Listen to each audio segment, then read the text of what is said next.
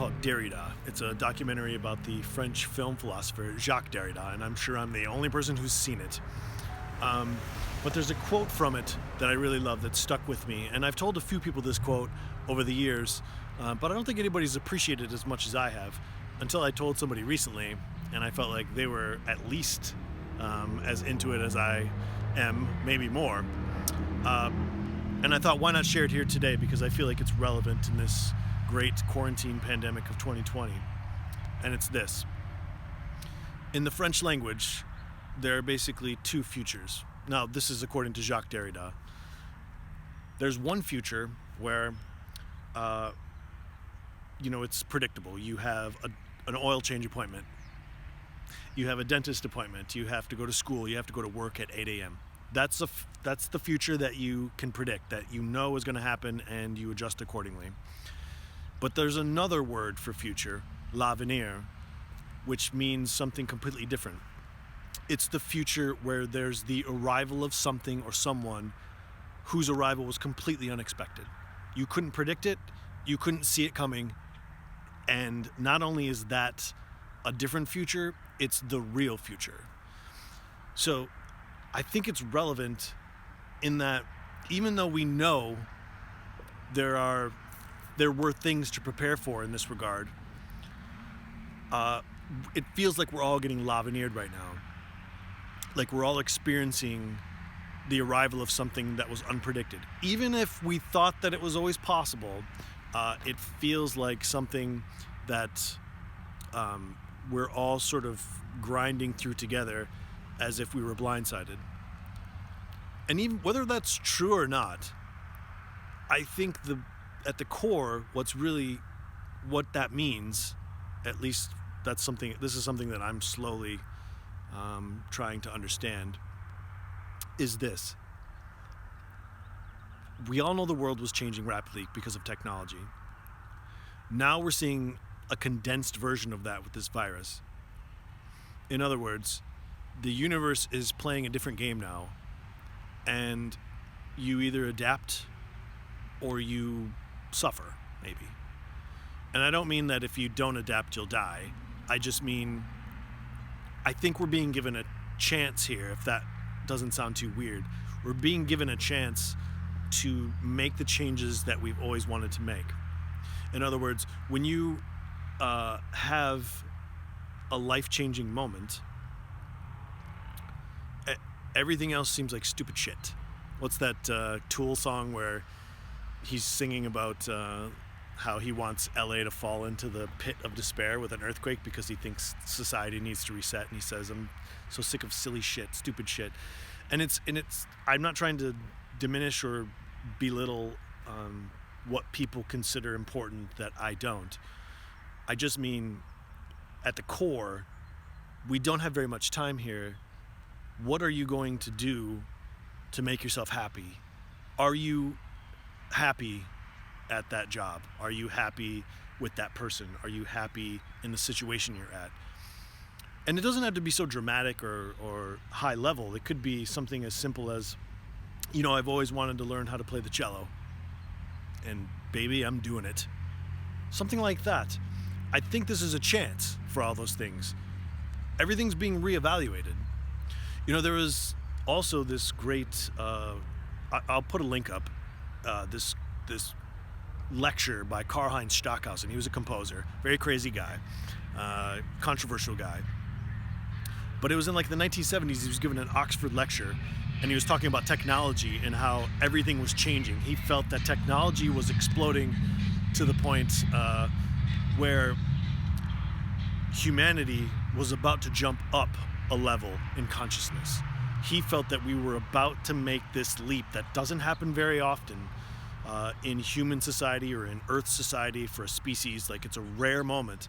And he felt like we were, even though this was in the 70s, I think he meant like in the general technological era. And I think clearly looking back, I think he was right. But he said something interesting in there, which was this.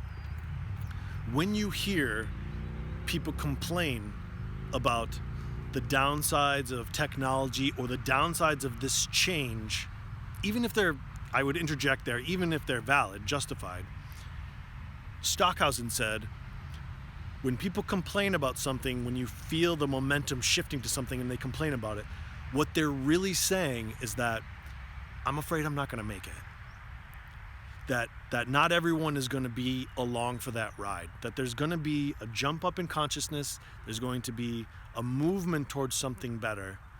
And if you cross your arms and pout and don't roll with it or don't take advantage of that moment, then you're not going to make it. Now, nobody makes it in the end, of course. But I feel like this is one of those moments. This is part of that moment where you have a chance to redefine things. For example, I think constantly about art projects that I have, artworks, and I just launched a new website. I'm not trying to make a plug here. It's thisiswhereyouare.com, but I'm not trying to make a plug. But one of the things that I am doing besides selling albums or selling paintings or selling light sculptures or whatever is conceptual work that is where you pay a certain amount of money and you don't know what it is, and I give you something that I think is art. Now, it could be a short handwritten piano score where there's no other copy of it. It's just you, which is, it goes back to this idea I had about music for strangers, where I wrote something, one copy for strangers, and I sent it to them, or I left it in bookstores. I just shoved it into a little book, or I went into a bookstore and I put it in magazines. If you do hashtag music for strangers on Instagram, you'll see some people that found those works, and they were so appreciative. They thought it was so interesting, which to me was more interesting than the project itself. It was like the reaction of that. Anyway, this is sort of a similar thing where I might, I might do a handwritten score of the conceptual work. I might have like a short instructional work with just 3 or 4 sentences. Yoko Ono did something like that. Yoko Ono gets a lot of slack. Yoko Ono was actually pretty interesting. People sort of think of her as the wedge between John and the Beatles, but she was hanging out with John Cage and like those 20th century abstract expressionists in that New York loft way before the Beatles came around. Yoko Ono was super interesting. I'll give you an example. This is a work by Yoko Ono. Get a telephone that only echoes back your voice. Call every day and talk about many things. From the spring of 1964. Now, on the face of it, you think it's almost so simple that it seems like a joke. It seems like you're taking the piss, as the Brits would say. But on the other hand, sorry, I'm just going to adjust this. It's beautiful. There's something complex and beautiful about simple things too. It doesn't have to be complex, or you don't have to spend 10 years on something for it to become a masterpiece, I don't think. I've always loved the minimalist or simplistic idea that something as simple as that type of poem, whatever it is, if it's a work of art, is it a poem, who cares? Something like that could change your life. And so I had a couple of ideas of my own, similar in terms of the format, the medium, but where I have a couple of instructional works that I send out to people, or I could. You won't know because it's a surprise work. But the reason I'm bringing that up is because playing the same old game now of maybe I try to write an orchestral piece, or maybe I try to make a painting on canvas. Those things can still happen, but it feels like there's such a big change on our doorstep, at our heels, that it calls for new ideas. It calls for not radical ideas, but maybe a return to things that were simple. Like, do you have the kind of life where you can get up in the morning and decide to yourself, it's not irresponsible and it's totally within the possibility that I can drive to Alaska and camp for 2 weeks. Maybe I can work remotely. Maybe I can I've got a project to work on, maybe I can work on it up there, and then those expenses can be taken off of a grant I got, or maybe I can get a GoFundMe going so that I can start that book, and I'm gonna go camping in Utah or take hikes and get ideas flowing, or maybe you just want to go there and enjoy nature for itself. You don't need to use it as some sort of springboard for something else.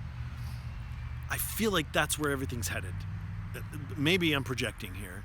Maybe I'm just someone who's always wanted those things to happen, to be able to get up and drive somewhere beautiful and hang out in a beautiful place, maybe with a beautiful person. You never know.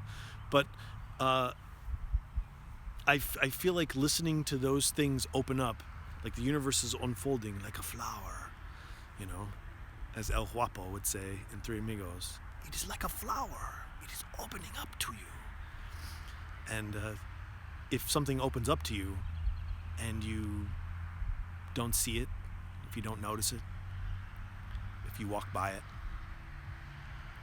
did you miss something? You might have. So that's all I have for you this week. It's short and sweet again. You can follow me at Culture Fridays on Twitter, at Pop Culture Fridays on Instagram. You can go to ArtHouse43.com or visit the Pop Culture Fridays YouTube page. Subscribe it, share it. We have a Patreon. If you want to check out that new site, it's thisiswhereyouare.com. That's just my personal one. All my works, everything wrapped into one thing like a burrito, nice and tight and snug.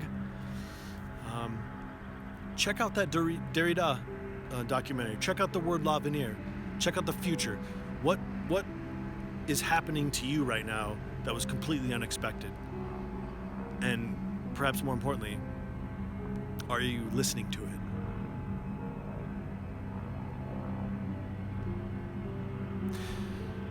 I want to end on this.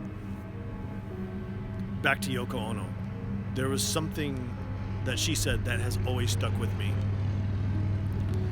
And this is relevant because if we're talking about making changes, if we're talking about going for it, we're talking about grabbing the proverbial bull by the horns and riding that fucker.